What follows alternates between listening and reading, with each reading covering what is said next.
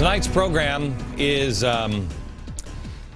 really for police officers and anyone who is a friend of police officers. I need you to take this information to them and wake them up. Because police officers, I'm sorry, but you cannot give radicals even more power and credibility by standing with them. You can be for teachers or collective bargaining, you can be for anything. But you cannot stand with people that are doing the things that I'm going to show you next. By now on this program, you've come to know Van Jones as a radical revolutionary, a communist, a cop killer, Mumia Abu-Jamal supporter, a former green jobs czar at the White House, progressive activist, advocate of the top-down, bottom-up, inside-out, the hard part, fundamental transformation plan for America. And now he is an important part of a new high school curriculum that your students in New York State may be enjoying right now. Speak Truth to Power. Thanks to Kyle Olson from publicschoolspending.com for bringing this to my attention. December 10th, over 1,000 New York school students took part in the inaugural webcast of Speak Truth to Power curriculum. It was distributed by the Robert F. Kennedy Center for Justice and Human Rights and New York State United Teachers. Well, okay, those don't sound bad, right? And the book here, the curriculum, features lessons on focusing on corporate greed, landmine awareness, Chinese labor camps, and abolishing the death penalty. No bias there. We're not sure how this will raise student test scores in math, reading, and science or boost graduation rates, but according to the Teachers Union in New York, according to their blog, the curriculum introduces general human rights issues and urges students to become personally involved in the protection of human rights. Well, now, guess who has an entire section here? Because we've got a lot of people here on the front. We have Desmond Tutu, we have the Dalai Lama, we have Van Jones. Van Jones. The curriculum legitimately features people like Elie Wiesel, who survived the Holocaust. His message should be heard. But Van Jones, where's the Van Jones? Here it is. Here's Van Jones looking all pious on this one. It's fantastic. Van Jones, here's the kind of wisdom that you have coming from Van Jones in this. It's the wisdom about police in New York that your kids can get in the Van Jones section. Ready? A guy is kicked, he's stopped, he's pepper sprayed, gagged because the police don't want him bleeding on them, and then left in a cell. Well, that's the sort of stuff you'd expect in Guatemala, but it's happened just 15 or 20 minutes from here. Didn't see that anywhere. The police side of the story was told in this, but don't worry, I'm sure one side of every story is just plenty. In a section titled, Who Do You Think Is Protecting You?, Van presents the International Declaration of Human Rights. I'm sorry. The right to life and liberty and personal security. Freedom from torture and degrading treatment. Are we insinuating that the police are torturing and degrading? How do you define degrading? And it goes on. 120 minutes is devoted to the objectives in this lesson, including know who Van Jones is and why he's a human rights defender. Understand the issue of police brutality within the U.S. and internationally.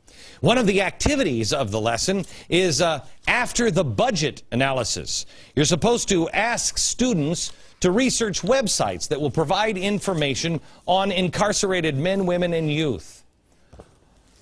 This is where it goes all dicey, because I want to show you the websites that are linked to this curriculum, and then we'll show you who's paying for it. Police officers know it. Next.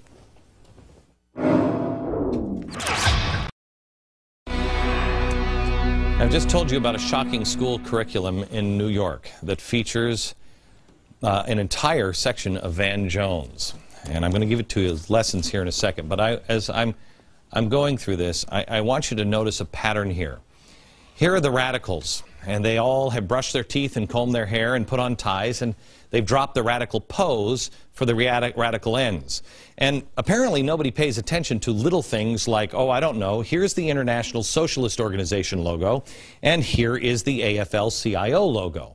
Well, what do you think they have in common? I mean, I think maybe an attorney with a, some sort of an idea on copyright or trademark law should call. Radicals always are laundered, and in that laundry, I always see AFL-CIO or SEIU come up. And then, to really finish the job, the launder, the trusted shield, calls in the unaware reserves. And in this case, it's teachers, firefighter, and police. There's a reason why the teachers and the firefighters and the police are being used right now. Back to this. Van Jones. One of Van Jones' lessons for students is in this curriculum that is all throughout the schools in high school in New York, and it's right here, materials. And one of them is Lessons for a Killing.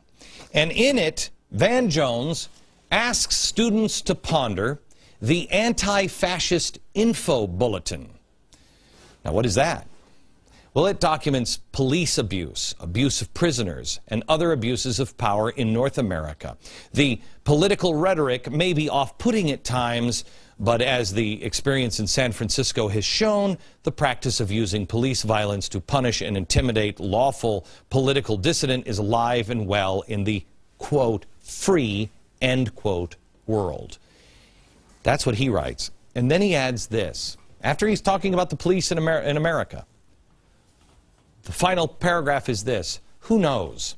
Had American citizens taken the reports issued by communist and socialist newspapers in Europe during the 1930s seriously, the rise of the Nazis in Germany and the fascists in Italy might not have been so smooth. So are we comparing, Mr. Jones, fascists and Nazis to the American police force? Yes, kids, if we would just have listened to the communist and the socialist, what a great world this would be. And then, as part of the lesson activity, students are directed to go to certain websites. Oh, these websites are great. There's a sample of them linked to policecrimes.com, which includes, policecrimes.com includes this gem. There is a special place in hell for the following law enforcement agencies, and I hope that every agent and officer from these agencies involved in the Waco incident dies a slow and painful death. These agencies are some of the most dangerous groups of people in America. Remember, the police agencies. And are a threat to all Americans. Protect your families from these police agencies. It continues on to say, if these people can murder innocent people, women and children, just imagine what they're capable of doing to your family. Hey, kids, any law enforcement agency that refuses to follow the U.S. Constitution should be hung by the neck until dead. Wow, can you imagine if I said that? But I'm not saying that. I'm just showing you what they're teaching the kids in New York schools. Now, there's one more site that he advocates. And that's when my jaw dropped on the floor. Oh, but we won't be done there, because I'm going to show you that website, and then I'm going to show you who's printing this next. We're talking about a curriculum that Van Jones authored part of it. It's now available to New York State teachers from the Robert F. Kennedy Center for Justice and Human Rights and NYSUT, a union of professionals. Who are they? Teachers Union and the Robert F. Kennedy Center, Robert F. Kennedy Center.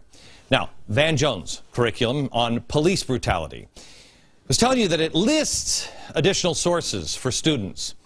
He suggests that the students visit another site, this one here. It's called mostlywater.org. Here's what's at mostlywater.org. Check it out. You'll love it, especially police officers. Remember, you're standing with this man. Mostly Water, March 15th is Police Brutality Day. It's actually F Police Brutality Day. And it happens all day. On this website, you'll also find this. The excuse of a few bad apples is a myth. The tree is rotten. The institution of policing itself is the problem. Police systematically use and grossly abuse their power at their disposal to criminalize and otherwise brutalize queer and trans peoples, communities living in poverty. Wow, that's kind of a really, wow. Activist, indigenous, and radicalized communities, those without status, people living with disabilities, drug users, and those living with mental health issues. 2010, they say, was the year of the riot. 2011 is set to be the year of insurrection. Stay tuned for more details as March 15th approaches and join us in the streets. This is great, isn't it? This is great. Are there bad cops? Yes. And those few should be punished. Bad apples must be removed, but they are a few bad apples. Equal justice for all, including police, good and bad. You have the radicals that you would never, ever stand with. You'd never stand with students from a democratic society. You'd never stand with the Freedom Road Socialist Organization or the Palestinian Solidarity Group or this group, Mostly Water. You'd never do it. But these are all linked in books now for our schools by the Robert F. Kennedy School and NYSUT. What is that? Teachers Union. Teachers Union that actually is the AFL-CIO. AFL-CIO money put this together. The Teachers Union. They are the ones that are coming together. By the way, the International Police Union, AFL-CIO. Why would they be eating their own? These people here hate these people here.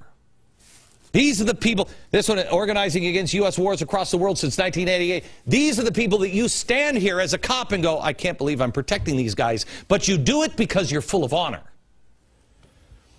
And you are actually standing next to these people. But this guy, and the FOP are convincing you that, no, you're just standing here. No, you're not.